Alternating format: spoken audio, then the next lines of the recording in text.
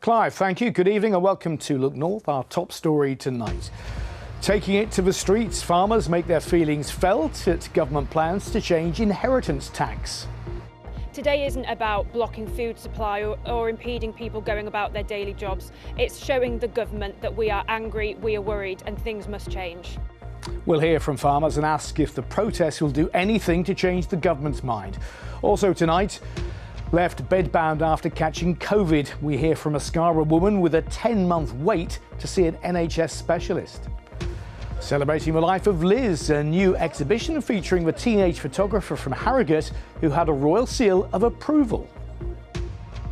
I'm at retired engineer Stuart's house in North Derbyshire and he has created another winter wonderland. But what is this year's theme? Find out later in the programme. Well, it's been another featureless day. This was the view at Langset in South Yorkshire. So when will we see the sun again? Well, join me to find out.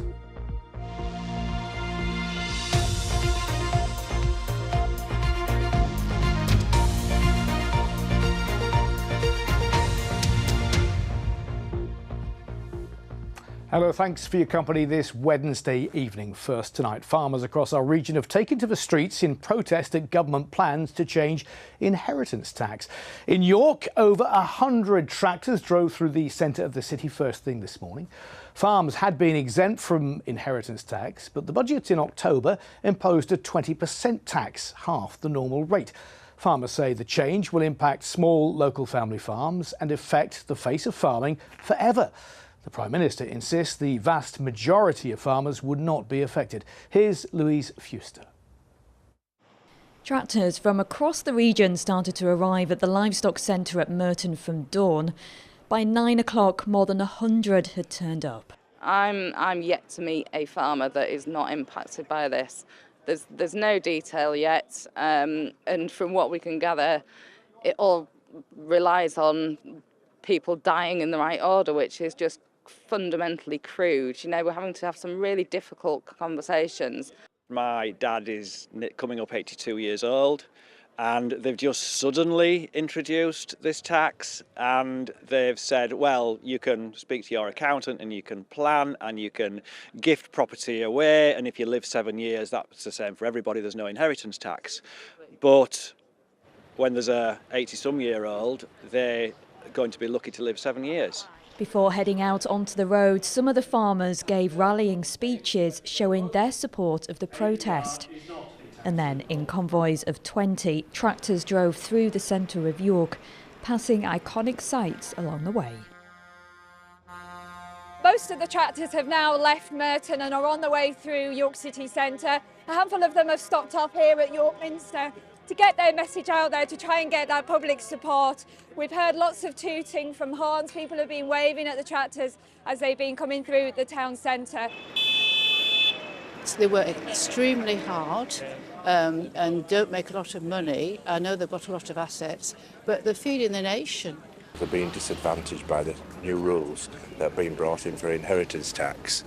It's just wrong, totally wrong. My dad was a farmer, and I know just how hard they work. You know, it's very hard work. It's not like 9 to 5, 2 or 3 days a week. Along with the protest in York, farmers were also driving through Baslow as part of their day of protesting around Bakewell and Chesterfield.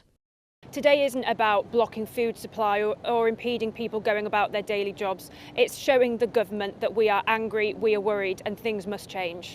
Well, farmers are now urging the government to get back around the table, talk to them and rethink the changes to inheritance tax for agricultural businesses. Louise Fuster, BBC Look North, York. Thanks, Louise. Well, the farmers we've seen demonstrating today about those changes to inheritance tax say they're worried about the future of their industry and what will be left for the next generation. But how do those young people feel? Well, it put them off a career in farming, for instance. Well, Carla Fowler has been to Askham Bryan Agricultural College in York to find out more.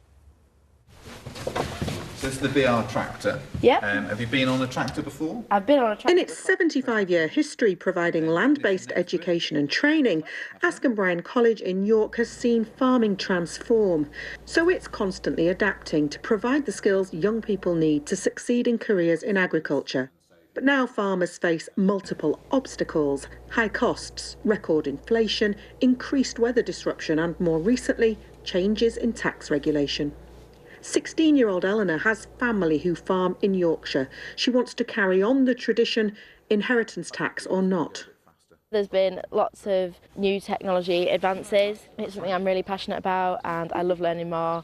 I feel as though it'll be more difficult to start into the industry, but we are such a strong community, so we will fight through and we will be hopefully better than ever. Kasim's family in Nigeria had a small holding. Now living in York, he's a level 2 agriculture student committed to farming. Agriculture is always something that I liked. I grew up around animals. It's something that I can develop my passion for in Askham Bryan, and they have so many opportunities with all the different animals that I can progress with in my agricultural industry here in the UK. Here, agriculture can be studied at every level. Reese completes his degree next May. It's a beautiful industry. There's so much in the world that you can do with agriculture. You don't work farming, you live farming. Farming has its challenges, but that's why we need to diversify into new technological advancements like our robot that we have here on site. And there's always a way that the farming industry will be sustainable.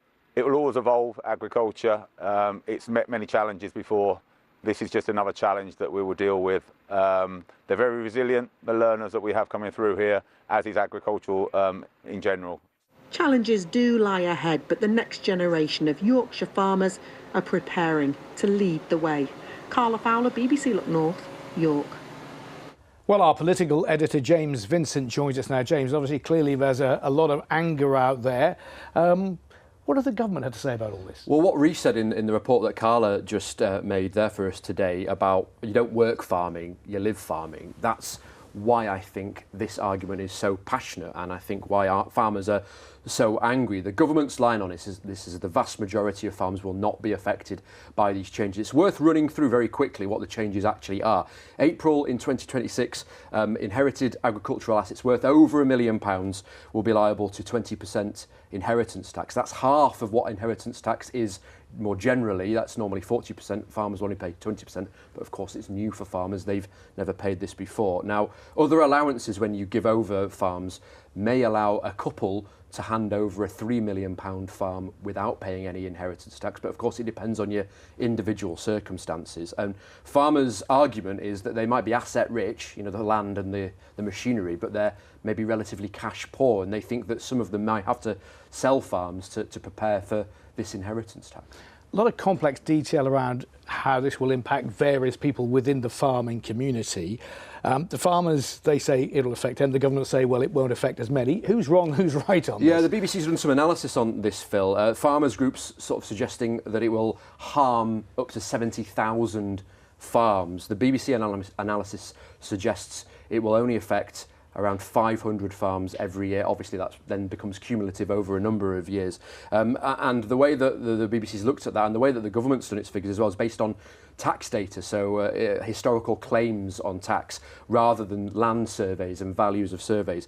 But I don't think farmers are going to accept that. They see this as a new thing for them. The government is saying that they need this sort of money for schools and hospitals, but it's new for farmers. The Environment Secretary, Steve Reed, saying that 3/4 of farmers will pay no more under these new plans, but I don't think anybody's going to see this as solved anytime soon. No, I'm sure you're right, James. Thank you for helping distill what is quite a tricky issue and complex study. You're watching Wednesday's Look North. Still to come on tonight's programme, we'll take a look back at last night's football action and the race for top spot in the Championship.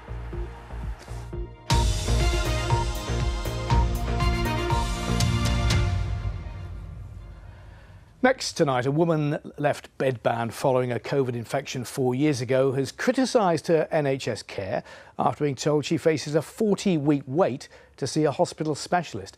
Deborah Seymour from Scarborough has been diagnosed with illnesses including long COVID and ME.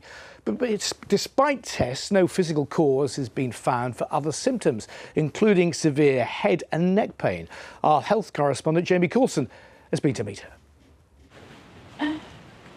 Like I've been buried alive. Yeah, I'm suffocating. For Sylvia Snow, it's been heartbreaking to witness her daughter's decline. Deborah Seymour used to be fit and well, but 4 years ago she caught COVID-19 and is now bedbound. She's been diagnosed with illnesses including long COVID and ME, but also suffers a range of other debilitating symptoms that have not yet been diagnosed, including severe head and neck pain. Unable to be interviewed directly due to extreme sensitivity to light and sound, she recorded these thoughts on a phone. I've lost everything. Yeah. I can't even see my children. She's got no life whatsoever now. I mean, before she was working, she was studying. Now she can't be in contact with anybody whatsoever. She's in great pain. Last year, Deborah had 2 emergency admissions to Scarborough Hospital, but on both occasions doctors were unable to find a physical cause for her symptoms. Following the first, for shaking and sensitivity to light and sound, it was suggested there might be a psychological element, although she was assessed and discharged by a mental health team. On the second admission for headaches and neck pain, doctors could find no obvious physical cause. If it was psychological, there would be a reason for it. But nobody's given a reason. I think it's a convenient diagnosis. In August, Deborah's GP referred her to a neurologist at York Hospital, but she was initially told the waiting time would be a year before a second letter reduced it to 40 weeks. How do you feel about the treatment and care you've received? I haven't had any. York Teaching Hospitals has said it's working hard to reduce waiting times made worse by the pandemic and industrial action, and said it's aware that some patients are waiting longer than it would like, especially for routine referrals. The Trust has apologised for the inconvenience and worry caused. Meanwhile, Deborah's family say they just want help. Jamie Coulson, BBC Look North.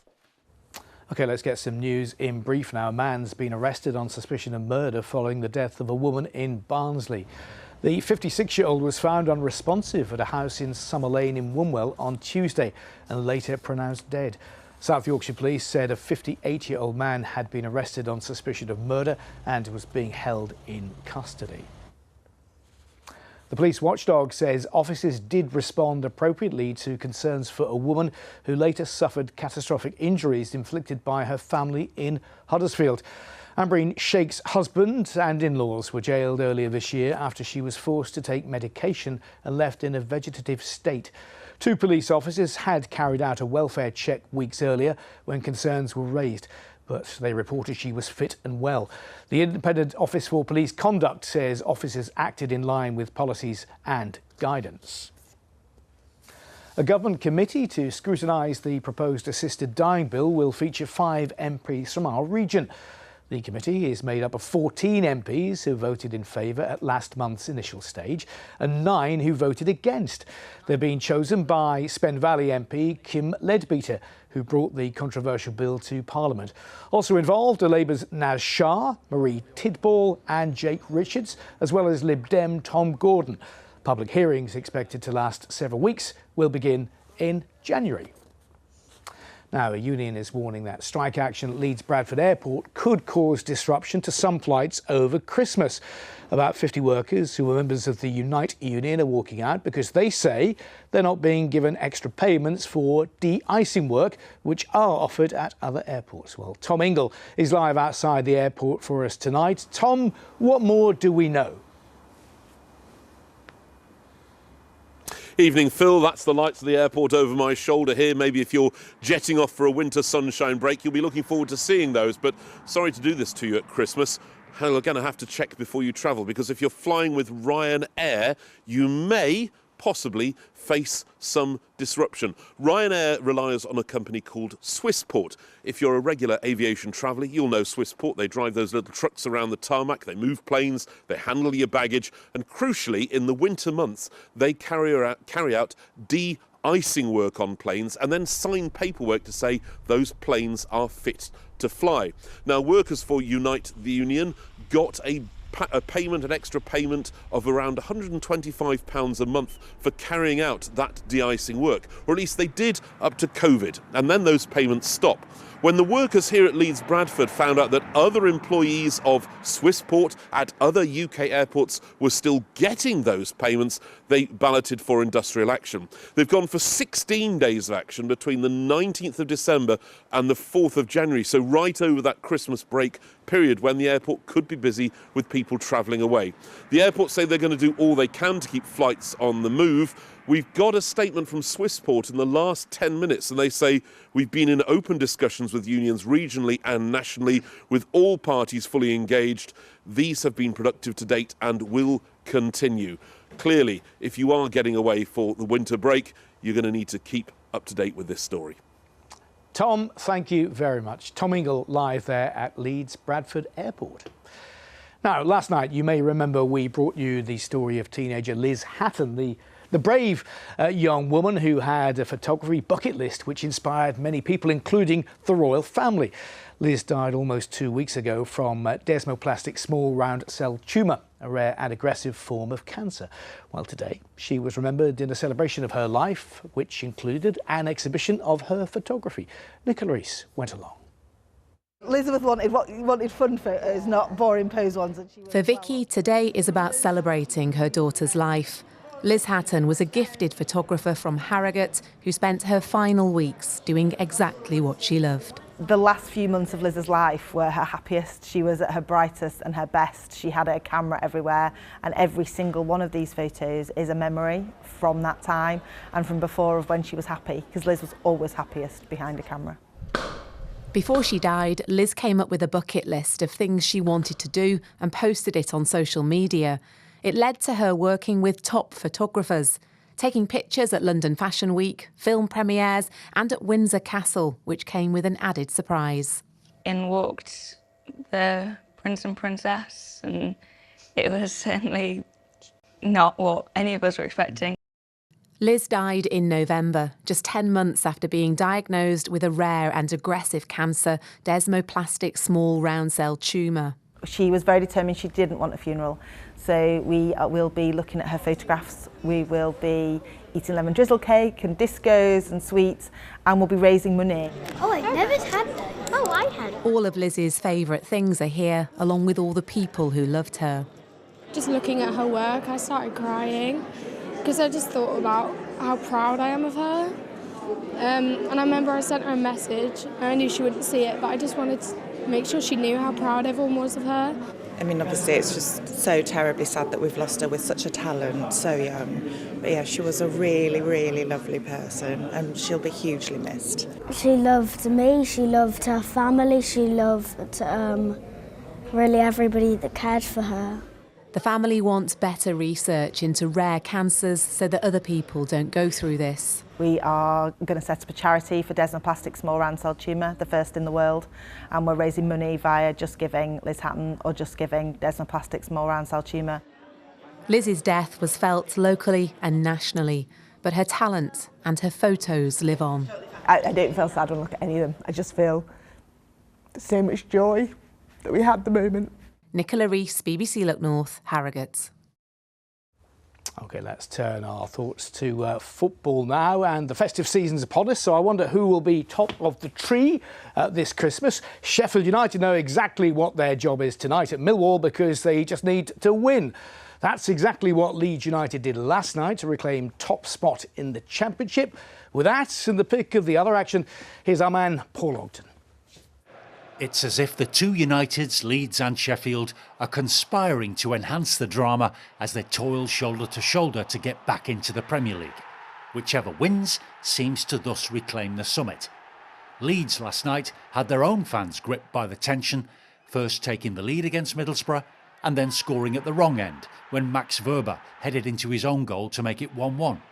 But the final chapter belonged to Leeds, whose finishing qualities brought two more goals from Dan James and then Brendan Aronson to complete a 3-1 victory. Leeds United's 8th in a row in front of their own euphoric fans, who are rightly beginning to imagine welcoming Premier League opposition again next season. Less enthralling last night was Sheffield Wednesday's home defeat to Blackburn, though even that had an influence higher up the table as Blackburn Rovers moved up to 5th position with their 1-0 win at Hillsborough.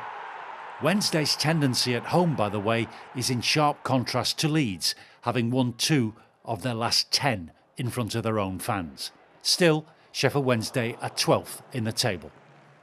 Away from the league, the EFL Trophy is becoming quite interesting now, particularly for our 3 clubs through to the last 16, which will be staged in January.